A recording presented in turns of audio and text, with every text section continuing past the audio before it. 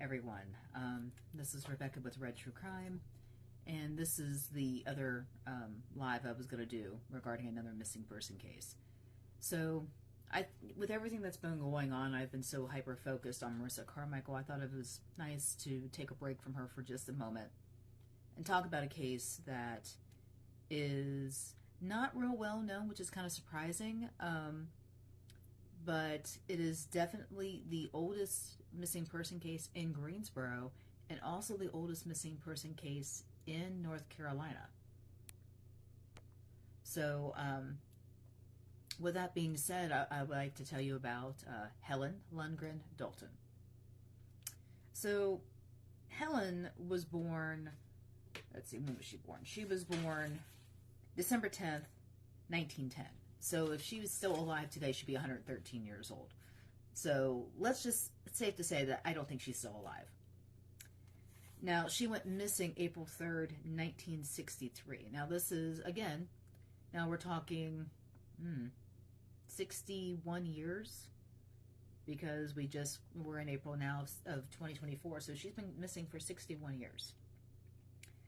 Now, on that day of April 3rd, 1963, Helen dropped her daughter off at Grimsley High School. And before she left, she told her, "I'll be back at noon. You have a dentist appointment, so I'll be coming back to get you." Well, that never happened.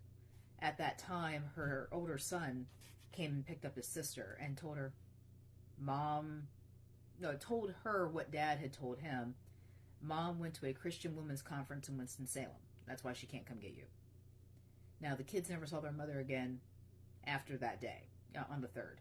So basically, the last person to see her on record is the daughter. Now, at that point, she was 52 years old when she went missing. And she was living on the 100 block of Mears Chapel Road at that time with her husband, Dalton, who they've been married like 19 years. So their life is, from what I'm reading up on it, was pretty basic, he owned a heating and air conditioning business in the back of the house, or behind the house. She owned a beauty salon that she ran called Bonnie's Beauty. So, they both worked, they both did their thing. Apparently they were very involved in the church.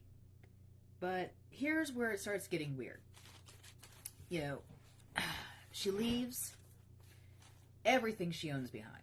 Her glasses and her dentures, which she never went without. She didn't have another pair of glasses, and she didn't have any other dentures. And this was confirmed with her optometrist and her dentist at the time, that she didn't have others. So there's that. All her clothes are still at the house. She didn't take anything. So, and her sister, she has a sister in Dearborn, Michigan, who received a letter from her in April and one in May. Now, the weird thing about the letters is they were typed, and her sister made it clear that she never typed her letters. She always handwrote her letters.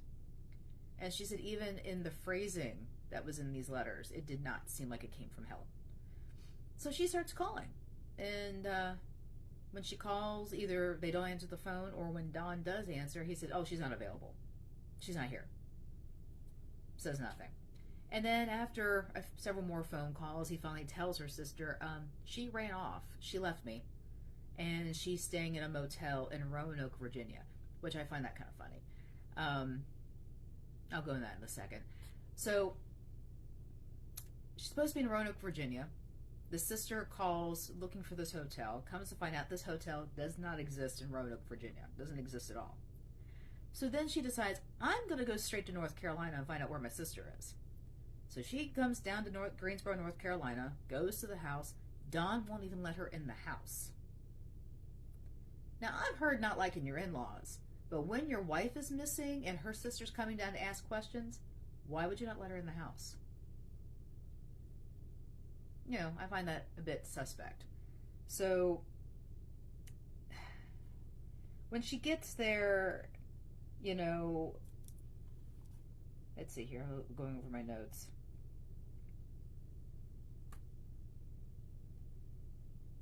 So when she finally talks to Dawn, Dawn tells her, look, she left me, she took a bunch of money, she's just not coming back. And he flat out acted like he was not concerned about this at all. So the sister, again, is finding all this suspect. So finally, on August 22nd, 1963, 4 months after she is last seen, her sister reports her missing. Now, when Don's finally interviewed by the police to find out what the heck's going on, he claims that $20,000 is missing. He blames that on Helen. He also said she was having a lesbian relationship with a Wanda Fleming. Now, Wanda Fleming was supposedly the person she ran off to the Christian Women's Conference in Winston-Salem. So when the police start investigating this, one, they find out this conference never happened. And two, they find Wanda Fleming, who says, I have no idea who this person is. So, crazy, right? So not only has he brought some woman in who doesn't even know his his wife, he makes up an event that didn't even happen. How weird is that? Okay. So, after they interviewed him, he makes it clear he hadn't seen her since she left, and that she supposedly called him sometime in July. And when asked why he hadn't reported her missing, Donald said he didn't know. He was like, well, I'm seeing another person, my life is moving on, and he said he didn't care about the missing money, but he hoped Helen would return for the sake of the children. So, when the police get involved in this, that's when they find out that Don was constantly changing his stories, and they asked him to take a lie detector test, which he refused. They investigated and searched the home and noted Helen's closet was full of clothes. They found her luggage. They found her only denture set and only pair of eyeglasses, which I mentioned that before. And there was a typewriter in the house, and the analysis of the letters sent to Helen, sister, showed they were composed on that machine. Which is funny, because it's amazing how even then you could determine what typewriter typed something. They weren't as common. They're almost like fingerprints to a degree. You could actually break that down and figure out what typewriter you could be typing on that match it up that way. So the police were suspicious of Donald, of course, changing the stories and all the other stuff, and but there's no evidence of foul play. This is where the cops have their hands tied, because there's no evidence of foul play, and although the authorities thought Donald knew where Helen was, and he was lying about the circumstances of her disappearance, they couldn't find any proof of this. So this is where you run into, and I could sense this with the detective on Marissa Carmichael's missing case, which what I talk about all the time. Because when I had a conversation with him, I could feel that he had an idea of who was involved, but there's no proof. And you can't get search warrants, and you can't charge anybody with anything because it's going to get thrown out because you have no proof. You can suspect all day long. No proof. And it's very frustrating, I can imagine. And I hear about this in other true crime cases where you talk to the police, these are unsolved cases, like people are not found, and they're, you just don't know what's going on with them, and there's just no proof. But instinctively, this person did it, but can't prove it. So, cops are kind of like, okay, we'll keep looking, but not a whole lot we can do. Now, interestingly enough, she goes missing in 1963. 1993, the cops get a tip saying, hey, you're going to find her body in this well that was that's on their property, on the Dalton property. She's down there. So they go and get some forensic anthropologists from UNCG to come over and investigate this. And they start digging up this well. Unfortunately, they got about 75 feet in, and I think this well was like 300 feet deep. Don't quote me on the numbers on that, but I know they got pretty far in, and the thing started collapsing on itself, and they just couldn't go any further. And that has not been reopened or re-looked at since then. So, yeah, I don't blame them. It was a safety issue and all the other stuff. But, let's see here. Donald himself went on to remarry twice in the intervening years, and was interviewed again at the time of press in 1993 when they were digging stuff up. Actually, I'm sorry. He was interviewed at the time of the dig and said Helen, actually at the time of the dig, in 93, and said that she had left him in 63. Now you're going to love this. He said she was tired of raising their children. And she was involved in sports racketeering. I love his imagination. He said Helen's loved ones disagree with Donald's description of her and said she was a devoted mother. Helen's disappearance is still the oldest unsolved case in North Carolina history. So, yeah, we have all this.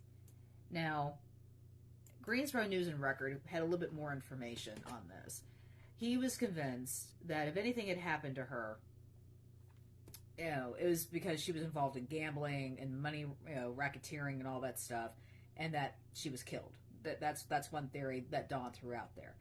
Then you had the one where he said, "Oh, she left me and went with a woman because she's tired of the kids. She hated the kids." And there were people who knew her very well and made it clear like that is not the situation at all. This was Don. Don didn't like being with the kids. Don was not this great person. So that's where that came from. So, yeah. It's amazing how it's amazing how people just get these opinions, and try to take his word for it.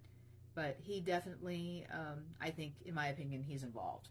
Now, is it possible that she could have been having a lesbian affair with somebody? Maybe. I mean, I could see that being a motive. If he did decide to kill her, like, oh, how dare you be a lesbian? 1963, that was not even behavior or a lifestyle or a relationship that anybody would have tolerated, especially in North Carolina. I mean, we're in the South, for God's sakes. They would not have approved, nobody would have been approving of that. But I don't know. I find it interesting because Fox 8 did an article or did a update on the story that about 5 years ago. And they interviewed the cold case detective that is assigned to it 5 years ago. Whether they're still on it or not, I have no idea. But they talked to him, and they talked to her, and they talked to his son, because the daughter is flat out refusing to be involved in any of this. She's like, unless you have something new, tell me, but otherwise, I just don't want to, drag all this up. But her brother and she both have two ideas of what happened to their mother. Because, like I said before, Dalton Sr. went on to remarry, and then he moved out to I want to say Las Vegas, and they lived there for a while. And that marriage didn't last very long. And then he got married again, and that marriage didn't last very long. Now, he was a former military man. I believe he was a Marine. And I get the impression that he was not a kind person, maybe not even a calm person. He may have been a very aggressive, physically type person. And he was just telling his kids whatever he could to get them to fall in line. Now, the son believes the mom ran off with a woman and moved to Europe. I believe she is from one of the Scandinavian countries. I couldn't get confirmation on that. But I think Norway or Sweden were one of the two that I remember he mentioned. But he believes his mom ran off with another woman and went to Europe and was living her best life. And when asked why he thought that, he said, when I saw her that day when I went to school, she said, "Goodbye, I love you." And he said just the look in her eyes made him think, why is she saying it like that? So, I don't know. That is his gut feeling. But the daughter at one point said, I think my mother's dead. And I think she believes her father did it. But it's crazy how all this is working out. I mean, again, we're talking 61 years, no new leads. The one lead they had was the well, and they're not going back in there to dig it up. I think, if I'm not mistaken, There's something built on top of that well now, so there's no way for them to access it really anyway. Um, but if I had a wager a guess, based on the husband's behavior, based on the fact he refused to report her missing, and based on the fact he was running interference and telling anybody any story to take the suspicion off of him, including the fact that his wife was running a gambling racketeering thing out of her beauty shop. Really? You know, I think he found out that she may have had a love interest. It could have been man, could have been woman. It doesn't really matter. I get the impression that if his wife wasn't happy, I mean, even the son had mentioned in an interview that there was a third child born, and it was a little boy, and he didn't live very long. I want to say he made it maybe past a year of age, and he died. And the son even said that their marriage was very troubled even after that happened. It just didn't seem to rebound from the loss of a child. So, you know, I think if he thought she had betrayed him in some way with a man or a woman, that would be enough to kind of go off. I mean, 1963, women weren't still considered even citizens at that time. We didn't have the rights we have today. With, you know, we had voting, which was great, but some states you couldn't even own property as a woman. You couldn't even have a bank account without your husband being on there with you. You couldn't get credit cards. You couldn't do anything. It's amazing. A lot of those, we didn't get those kind of freedoms, especially financial freedoms, not until the 70s. So she very well could have been trapped, felt trapped, and decided to run off. But I don't think that's what happened. I truly think he killed her. Just because his last two marriages didn't last very long. And maybe these were women who were like, I don't put up with your nonsense. You know, I'm getting out. But also, unfortunately, Don Sr. is no longer with us to even give his side of the story. He passed away some time ago. And I am fairly certain Helen is not running around at the age of 113 somewhere. I do believe she also passed away in 1963 on that day. Simply because here's my evidence. She didn't take any of her clothes. Oh yeah, the husband had an excuse on the clothes. He said that she had gained weight, and she had some new clothes. All the stuff in the closet were the old clothes. Whatever. So that was his explanation why she didn't take anything. Not even the suitcase. Now I can understand having newer clothes, and if you're running off, shouldn't you put them in something like a suitcase? I don't know. But, so we had that. We had the fact that she didn't take her clothes. We had the fact she didn't take her glasses. I mean, you don't have like what you have today where you can go to the Dollar Tree and get another pair of glasses, you know, reading glasses in my case. You don't have that. She didn't take her dentures. How was she even going to be able to eat? So we know for a fact that she dropped those kids off, probably went home and took her dentures out. Because I don't see her driving around town with no teeth. You know, that most women are kind of funny about that. And most people are really funny about that. Especially, she's only 52. Yeah, she definitely was wanting to, you know, keep her looks together. But, so I know she went back to the house. We know she took her teeth off. We know she took her glasses off. So what happened in that house? Something happened in that house. It had to have happened in that house. So I truly, truly believe that the husband is the person who did it. I think she's in that well. It would be great if they could have, you know, been able to dig it up and confirm all that, because, you know,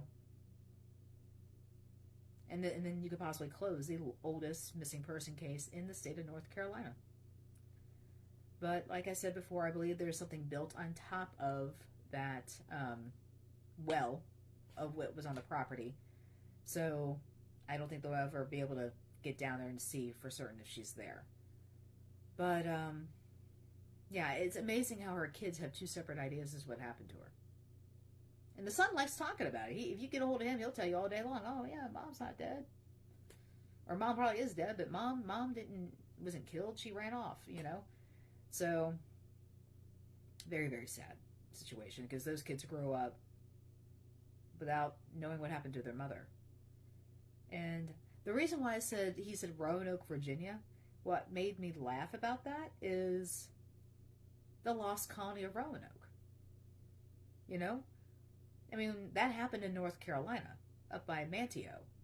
But, which is funny because he lives in North Carolina. He uses Roanoke as to where she ran off to. And I'm like, interesting that you use Roanoke where it's associated with missing people. Just a thought. Side thought. I thought of that immediately. Like, that's weird. So, but that is the story of Helen Lundgren Dalton. And I don't expect anybody to really solve this, because unless they're able to dig up where that well is, it may never get solved. But it's a shame. I'm sure she had a lot to offer to the world still.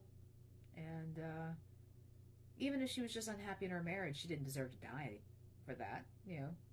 If she was a lesbian, she didn't deserve to die for that. If she was running off with another man, she didn't deserve to die for that. So whoever took her out, I think it was Dawn.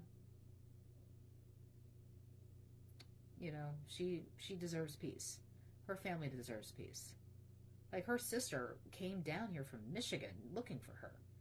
1963, that would have been a heck of a way to get down here. Train, bus, and plane, and, traveling back in 63 down, from Michigan to here probably was not nearly as smooth and easy as it is now.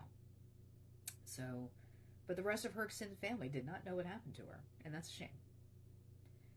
So that is my story for tonight, Helen Lundgren Dalton, and then I actually will have a new one for next week.